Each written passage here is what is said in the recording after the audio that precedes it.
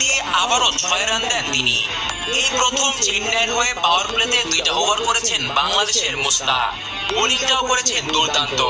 এদিন পাওয়ার প্লেতে চেন্নাইয়ের অন্যান্য বোলারদের ইকোনমি ছিল 8 কিংবা 10-এর ওপরে। এক্ষেত্রে ব্যতিক্রম ছিলেন মুস্তাফিজ। 6 বোলিং ইকোনমিতে পাওয়ার প্লেতে বোলিং করে 12 বলে 12 রান দেন মুস্তাফিজুর রহমান।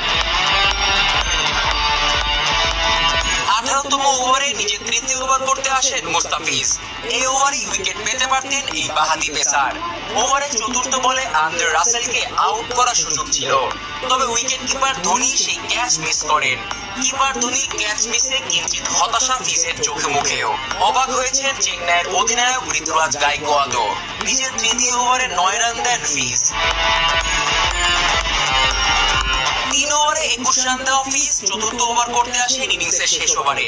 প্রথম বলে আউট করেন কলকাতার অধিনায়ক শ্রেয়াস